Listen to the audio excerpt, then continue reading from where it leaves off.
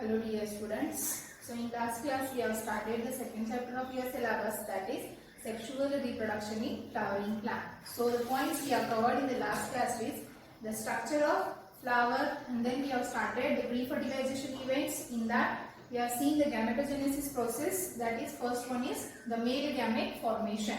That is we have seen the structure of stamen. So after that the next point of that is the structure of microsporangium. So today in this class we'll start with the structure of microsporangium.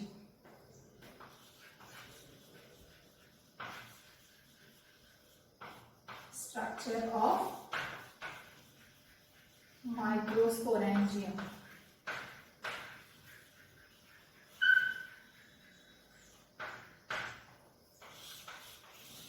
So it is nothing but the TS of anther.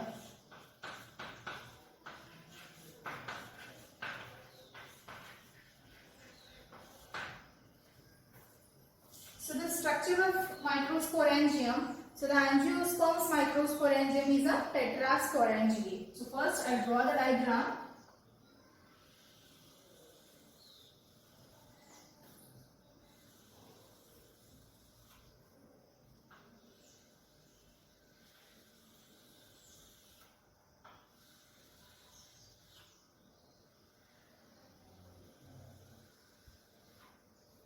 So this has the mainly 4 wall layers. In that first one is epidermis.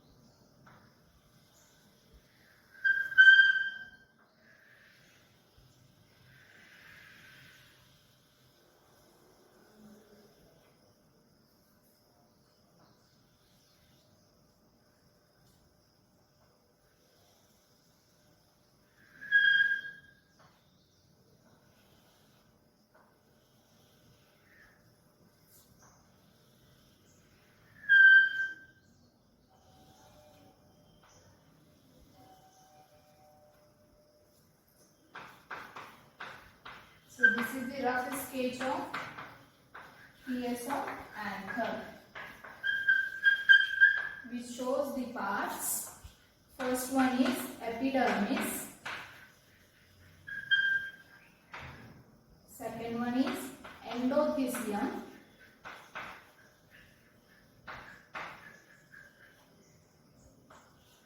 Third one is middle layer.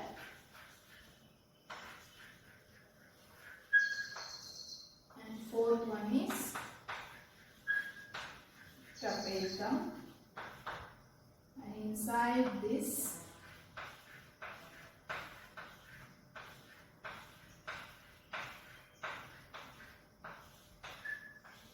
sporogenous,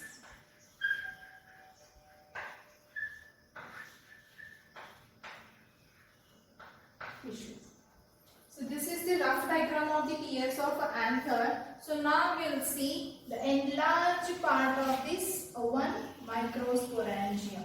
So you can see here the microsporangium of angiosperm is tetrasporangiate, means 4 are there. 1, 2, 3, 4. So these are what? The pollen chambers or pollen sacs. So I will enlarge the diagram of one microsporangium.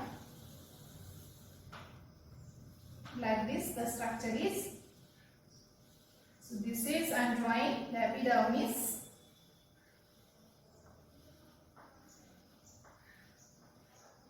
This is the epidermis. Next to that, the next wall layer is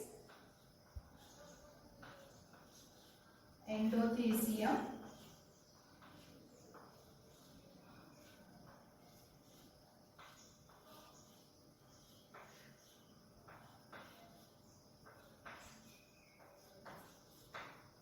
After this,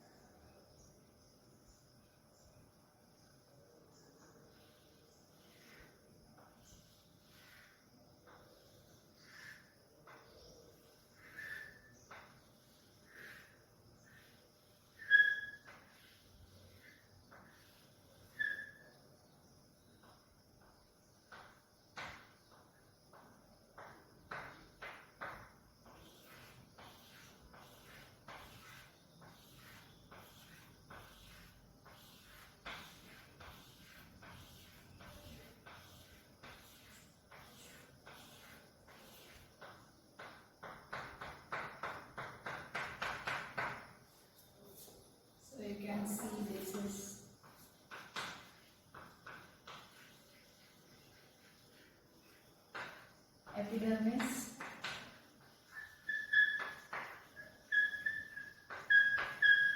endothelium,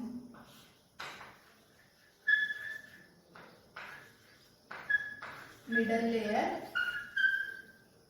this is tapetum, and at the center these are the sporogenous tissue.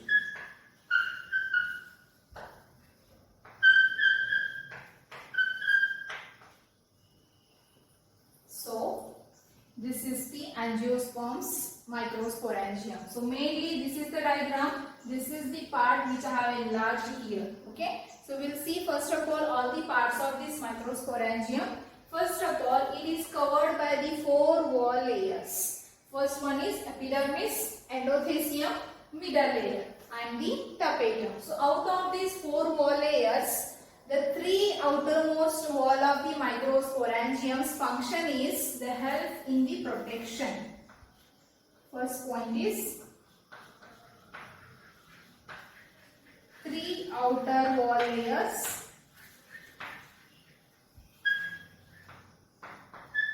That is epidermis,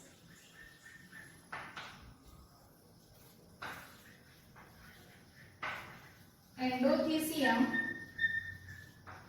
and middle layer, performs the function of protection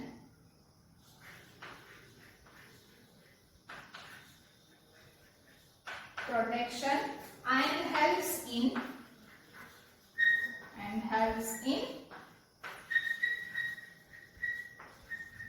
dehiscence of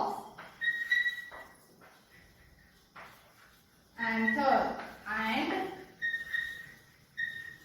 release of pollen grains.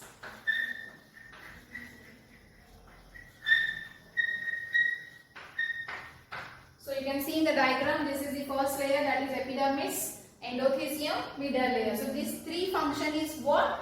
They will be helpful in the protection of the anther, and then they helps in the dehiscence of anther. Dehiscence of anther means the rupture of the anther wall. Whenever the anther gate matures, to release the pollen grains from inside the anther, what the pollen grains are present, to release that, the rupture of pollen wall takes place. So that is called as what? The dehiscence of the anther, means the rupturing of the anther wall. So after that, the pollen grains will be released.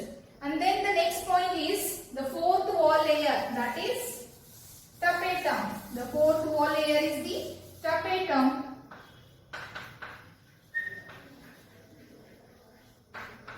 which is the innermost. In diagram you can see here, this is the tapetum. So which is the innermost. This is the innermost wall layer, and the function of tapetum is it gives the nourishment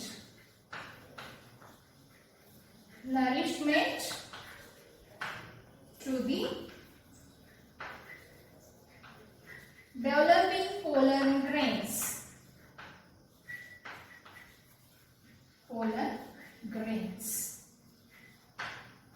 The function of tapetum is it gives the nourishment to the developing pollen grains. The tapetum has dense cytoplasm with more than one nucleus.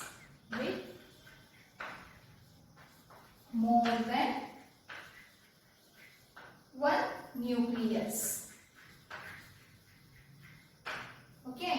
And the next one is after this tapetum, you can observe in the diagram at the center or the innermost region there is a presence of a mass of cells, and that is called as a sporogenous tissue.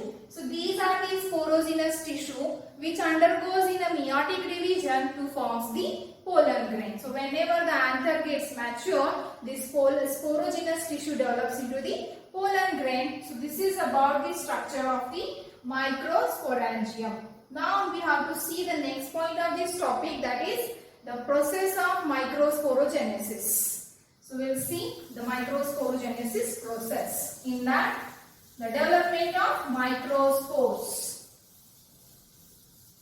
how this sporogenous tissue develops into microspores.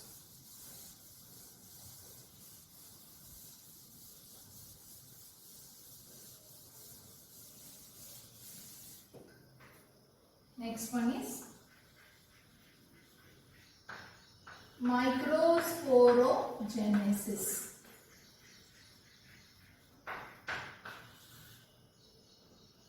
So first of all, the definition of microsporogenesis is the development of microspores or pollen grain from microspore mother cell or pollen mother cell through meiosis is called as a microsporogenesis.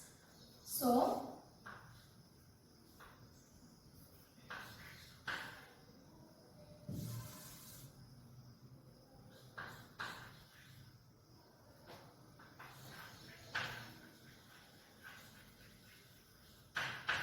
formation of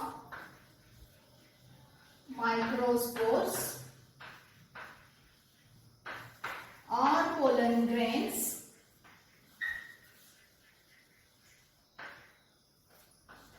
by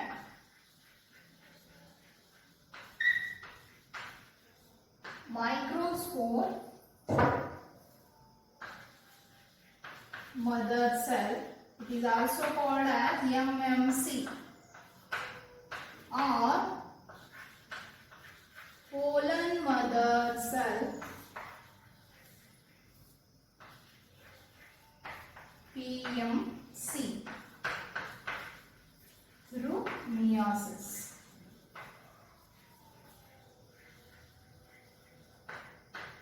So the definition of the microsporogenesis is the process of formation of microspores or pollen grain from microspore mother cell or pollen mother cell. So microspore mother cell is also called as MMC and pollen mother cell is also called as a PMC, through which division? Meiosis, meiotic division. So how this process occurs, we'll see by the diagrammatic representation. So to understand this, we have seen first before this is the structure of the microsporangium. So in that I told you that at the center, in the region of innermost region, there is a presence of sporogenous tissue. So each one of the sporogenous tissue act as a PMC or MMC, and that divides by meiosis and they forms the pollen grain or the microspore. So how we'll see here. So one of the cell from the sporogenous tissue, this is consider, okay, which is called as what? MMC, or it is also called as what? PMC. MMC means microspore mother cell. PMC means pollen mother cell, which undergoes in a meiosis and it results in the formation of microspore tetrad. 4 microspores will be formed. How we'll see? First of all, the meiotic division starts. Meiosis 1. So at the end, what happens? The 2 cells forms like this. Okay, and this is called as what? Microspore dyad. Microspore dyad.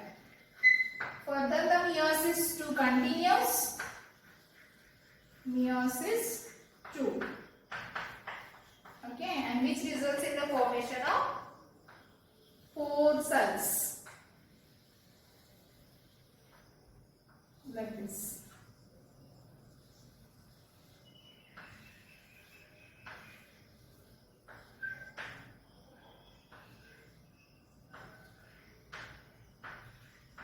So this is what?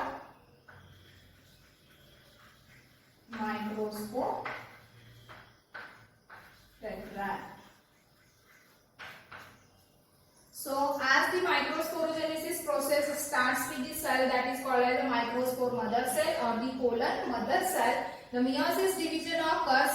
First of all, the microspore dyad is formed, means 2 cells are formed, and then later this meiosis 2 continues, and here the formation of the 4 microspores.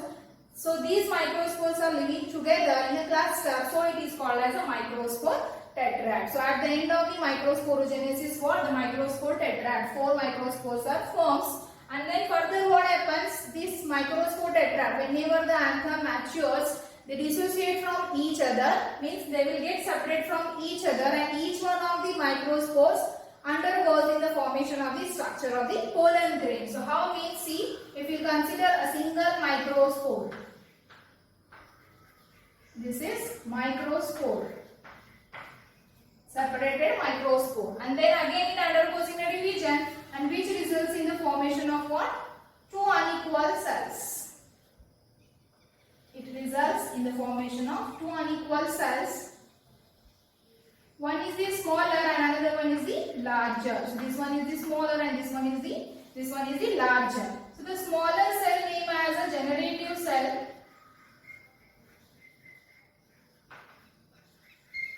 and the larger cell name as a vegetative cell. So what it is formed? This forms the structure of pollen grain. So through the process of microsporogenesis from the microspore mother cell, at the end what forms? The pollen grains are formed. So the pollen grains are known as what? The male gametophyte.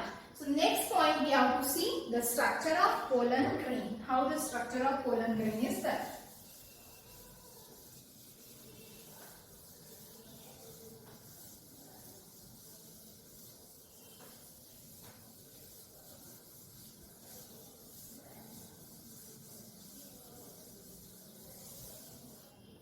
Okay, so next point is structure of pollen grains.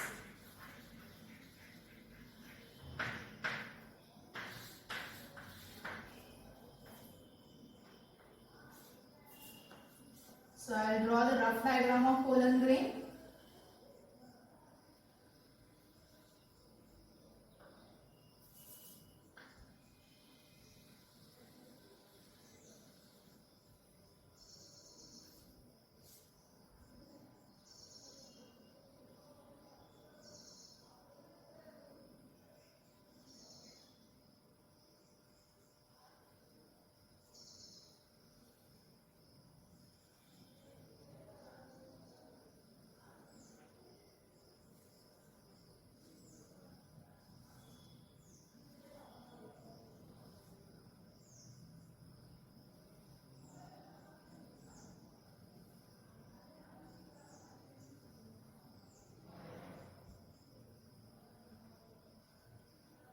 These are the walls of pollen grain.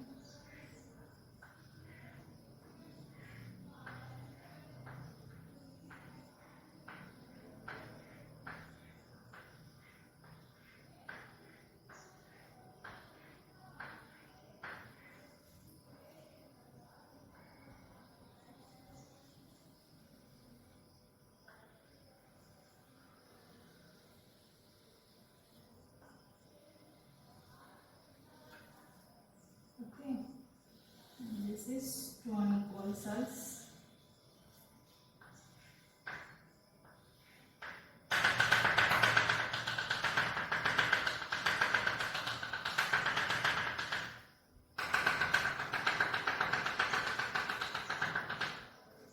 Means R. This is exine, intine,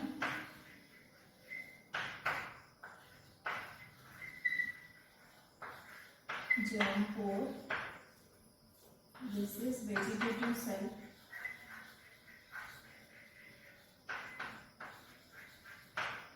This is generative cell.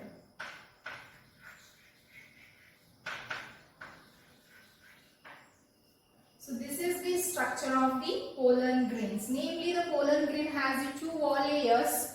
First one is the outer exine and the next second one is the inner intine. So first we will see what are the characters of these wall layers. First one is exine and another wall layer is the intine. Okay. So this exine layer is what? It is a thick layer. And this intine is a thin layer. See here, exine is thicker and which is made up of sporopollenin. Made up of sporopollenin. And this exine layer is not a continuous layer. Here on the exine wall there is a presence of a aperture, prominent aperture, and it is called as a germ pore. Germ pores are present. So wherever the pores are present on the exine layer, there is an absence of sporopollenin on that region. So intine, it is the innermost wall layer which is thin and it is made up of, the intine layer is made up of cellulose and pectin. Cellulose and pectin. So as here the germ pores are absent on the inner wall layer, so it is a continuous layer. Intine is a continuous layer. So the pollen grain measures about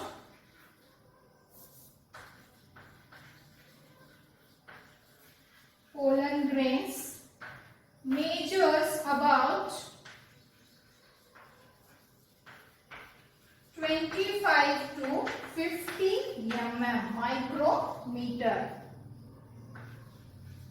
in diameter.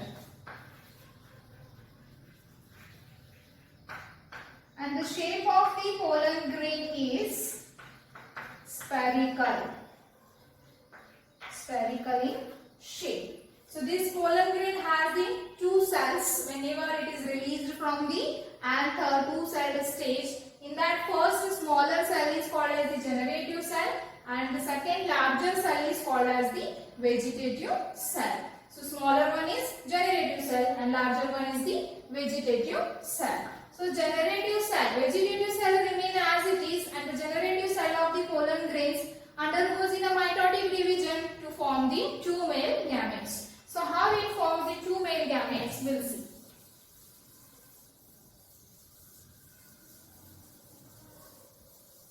Vegetative cell of this pollen grain is filled with reserve food material.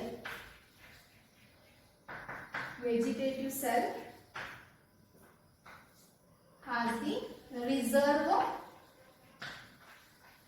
food material,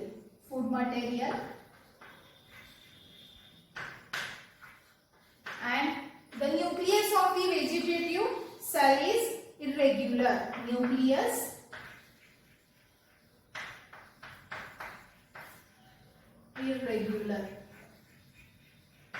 Irregular nucleus is present. And next one is the generative cell.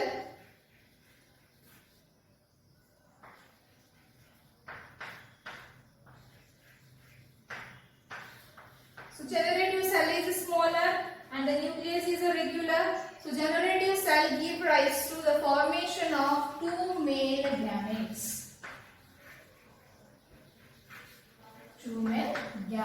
So this generative cell divides mitotically like this and it will form the two cells. So in some plants the pollen grain released in the three-celled stage or in the two-celled stage whenever the anther is matures. So this is about the formation of the pollen grains, that is male gametophyte, and the formation of the male gamete. Now we will see the more about pollen grains. More about pollen grains. So the study of pollen grains is called as a palynology. So this is the term which in examination it will be asked for the 1 mark question. So what is palynology? It is a branch of botany which deals with the study of pollen grains. Study of pollen grains.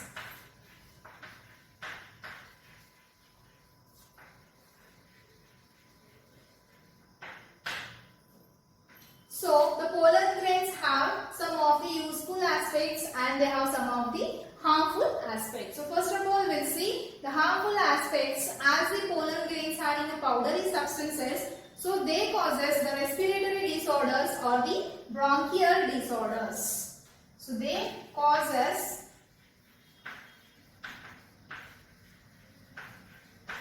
respiratory disorders.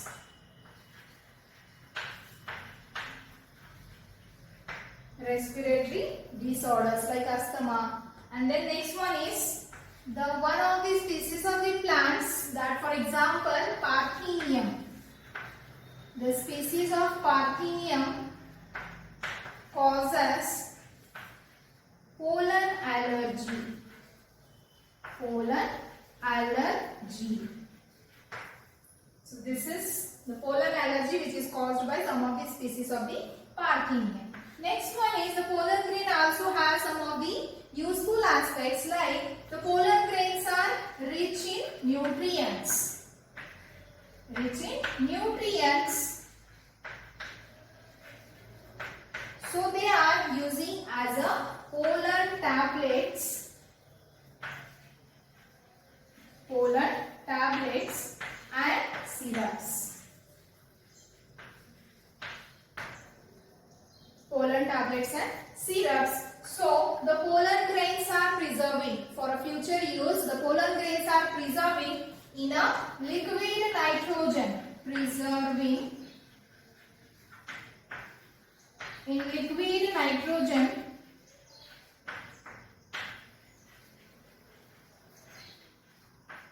at -196 degrees Celsius. The question may be asked how the pollen grains are preserved. So the pollen grains are preserving in the liquid nitrogen at -196 degrees Celsius. So the pollen grains are storing. They are stored